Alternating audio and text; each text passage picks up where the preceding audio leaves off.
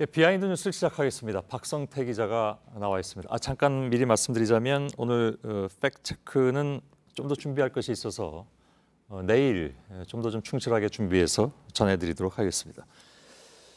자, 박성태 기자, 첫 번째 키워드 열어볼까요? 네, 첫 키워드는 위험한 공모입니다. 예, 누가 뭘 위험하게 공모했나요?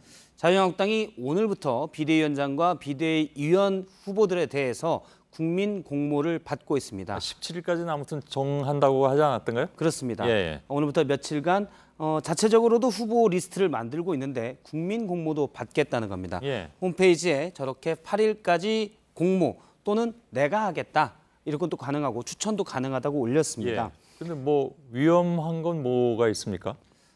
예전에 일전에 잠깐 먼저 보면 오행시 이벤트나 이런 것들을 국민 공모로 실시하다가 당시에 수만 건의 비난 글이 오히려 올라오면서 좀 논란이 된 바도 있습니다. 예, 그랬죠. 예, 당시에도 이제 자유한국당 오행시를 여러 사람들이 좀 비난하는 글로 올려서 주목은 받았었는데 잘못된 위험한 공모였다라고 했는데요.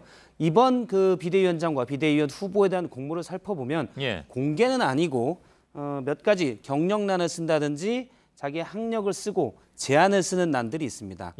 쭉 보면 그래서 자유한국당을 위한 제안서를 써서 제출하게끔 돼 있어서 공개적으로는 볼 수 없게 돼 있습니다. 예, 지난번에 그런 일을 한번 막아보겠다.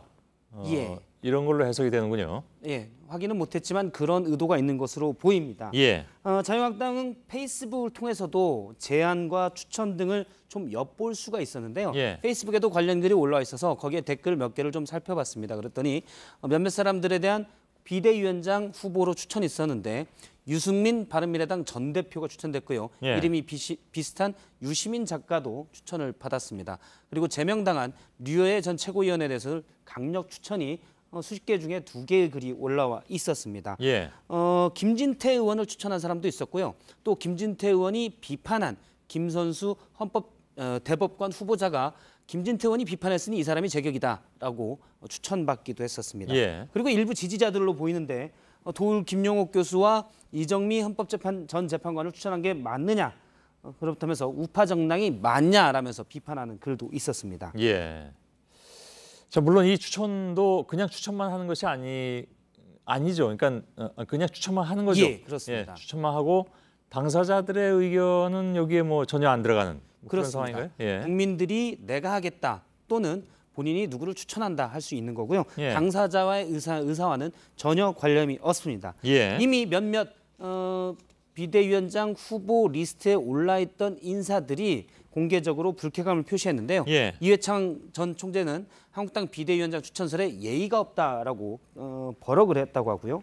이정미 전 재판관도 내 이름을 좀 그만 오르내리도록 해달라. 당연히 이제 비대위원장 후보는 거절을 했고요.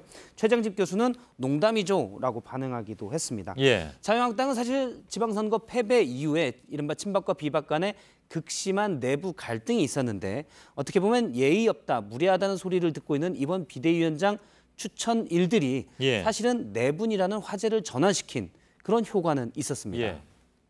그 어제도 비슷한 얘기가 나와서 질문했던 것 같은데 그 도울 김용옥 교수는 뭐라고 얘기합니까? 혹시 취재가 됐나요? 다른 사람 반응은 다 나왔는데 안 나오고 있기에. 저희가 이제 섭외해서 직접 스튜디오에 모셔서 반응을 좀 들어보려고 했는데 안 됐고 여기에 대한 구체적인 반응은 제가 취재는 못했습니다. 그렇습니까? 알겠습니다. 두 번째 키워드를 볼까요? 두 번째 키워드는 코끼리가 살고 있다로 잡았습니다. 갑자기 코끼리 얘기는 왜 나왔을까요? 법원 내부 전산망에 판사들이 때 아닌 코끼리 논쟁을 벌이고 있습니다. 요즘 뭐 사법농단 때문에 시끄럽죠. 그렇습니다. 어제 한 부장판사가 올린 글인데요. 방 안에 코끼리가 살고 있는데 코끼리를 대수롭지 않게 여기는 방 관리자의 태평함이 충격적이다라는 취지의 글을 올렸습니다. 코끼리는 누구고 방 관리자는 누굽니까? 이게 계속 이렇게 은유로 나가니까 잘 모르겠는데. 하나씩 이거는 뭐 정확히 해석이 되는데요. 방은 법원을 얘기하고 앞서 코끼리는 재판거래 의혹 등을 얘기합니다. 그런데 이 재판거래 의혹을 대수롭지 않게 여기는 방 관리자, 그러니까 대법원장의 태평함이 충격스럽다라고 지금 재판거래 의혹과 이에 대응이 좀 소극적인 현 대법원을 비판한 겁니다. 왜 코끼리를 비유했는지 모르겠는데 아무튼 현 대법원의 이 대응에는 좀 문제가 있다 이런 문제의식인가 보죠? 예, 그런 주장인데요. 예. 바로 저 글이 올라오자 다른 부장판사의 반박글도 올라왔습니다. 아, 그런가요? 예, 이번에는 귀신을 비유로 했는데요. 사실은 코끼리가 살고 있는 것이 아니라 우리 집에 귀신이 산다는 문제일 수도 있다라고 얘기했고요. 귀신 잡는 고스트버스터가 또 믿음직하지 않다는 점도 고민이라고 했습니다. 그러면서 곤지암 폐가처럼 될지도 모른다는 절박감이 있다라고 얘기를 했는데요. 아, 이건 또 어떻게 해석을 해야 되는 겁니까? 이건 사실 복잡합니까? 아주 명쾌하게 해석은 안 되는데요. 추정은 가능합니다. 즉 귀신에 대해서는 실체가 없는 의혹일 수 있다 이렇게 볼 수 있고요. 그러니까 일부에서 제기하는 재판거래 의혹이 실체 없는 의혹일 수 있다는 것이 현 법원 행정처의 고민일 수도 있다라는 취지로 해석이 되고요. 그리고 고스트버스터는 바로 이 실체 없는 의혹을 쫓는 문제제기라는 판사들로 해석이 가능합니다. 그래서 박 기자의 해석입니까? 아니면 뭐 좀 중론을 모았습니까?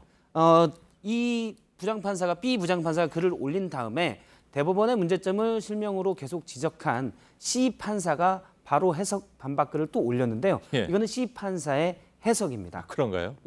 명쾌하게 해석은 안 되지만 이렇게 추정을 하면서 거기에 답을 달았습니다. 그러면서 이런 의혹들이 명쾌히 풀리지 않으면 법원이 폐가가 될 수 있다는 절박감을 또 표현하기도 했는데요.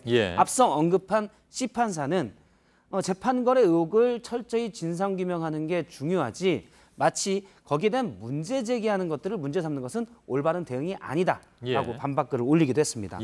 여러 지금 코끼리냐 귀신이냐 가지고 논쟁이 판사들 간에 붙고 있는데 어쨌든 검찰에서는 이번 주 안에 법원으로부터 자료를 제출받아서 철저히 조사하겠다는 방침입니다.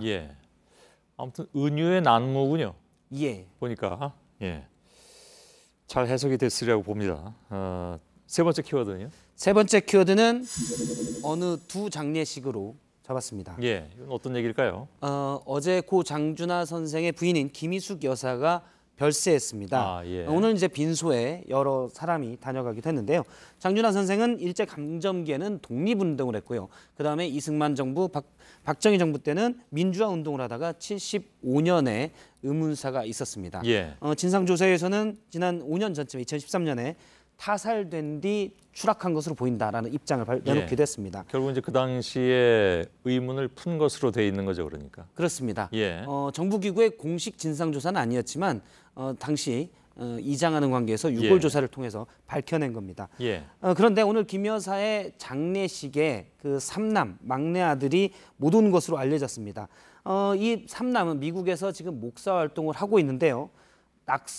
이전에 박근혜 정부 때 총선 낙선 운동을 벌이다가 재외국민 공직선거법 위반이라는 생소한 혐의로 벌금을 선고받아서 처음 들어봅니다. 처음으로 적용된 사례입니다. 그래서 당시 이제 사법부에서 외교부에 요청을 해서 여권이 무효화돼서 들어오지 못했습니다. 아, 그래서 못 들어오는 거군요. 그렇습니다. 그런데 장호준 목사는 이제 들어야 되지 않느냐 이런 의견들이 많이 있었고 사실 장호준 목사의 여권을 풀어달라는 국민청원도 많았었는데요. 장호준 목사는 최근 페이스북에 자식의 옳고 그른 것을 가리기 위해 정의로운 일을 위해 항소를 포기하지 않고 끝까지 싸우는 모습을 아마 이제 당시 위독하셨던 어머니도 원하실 거다라면서 사실 본인이 항소를 안 했으면 사실 형이 확정되고 여권이 다시 살아나고 들어올 수가 있었습니다. 그런데 본인이 당시 벌금 200만 원을 받은 것은 이건 받아들일 수가 없다 해서 항소를 하느라고 들어오지 못했습니다. 그렇군요. 근데 두 장례식이라고 하는 것은 또 다른 장례식과 비교를 했다는 얘기인가요? 고 장준하 선생의 아들은 지금도 계속 저렇게 한 거를 하고 있는 건데요. 얼마 전에 김종필 전 총리의 장례식이 있었습니다. 사실은 장준하 선생과 김종필 전 총리는 동시대를 같이 살았던 거고요. 한쪽은 정부에서 한쪽은 민주화 운동을 하던 쪽이었는데 오늘 주강현 제주도 석좌 교수가 아들이 참석하지 못한 두 장례식을 비교하면서 감상을 잠깐 페이스북에 올렸었는데요. 광복군 출신, 그러니까 장준하 선생이 광복군 출신인데 장준하 선생이 박정희 광동군 출신에게 받은 대접과 모욕과 죽임당함을 생각하며 어떻게 보면 그 둘 사이 계속 관계가 있었기 때문에요. 그런데 장준하 선생의 딸은 계속 숨어 살아야 했고 어느 딸은 대통령이 되었다라면서 어떻게 보면 역사의 아이러니의 감상을 적었습니다. 여기에 딸이 잠깐 나오는데 주광현 교수가 이 딸을 제주에 살고 있기 때문에 좀 몇 번 만나고 아는 사이인데 예. 사실은 세상의 시선 또 당시에 아버지가 의문사 된 뒤에 제주로 숨어서 살고 있는 형편이다라고 말하기도 했습니다. 예. 오늘 비하인드 뉴스 세 번째 마지막 키워드는 모두를 좀 숙연하게 만드는 그런 내용이군요. 알겠습니다. 잘 들었습니다. 박성태 기자였습니다.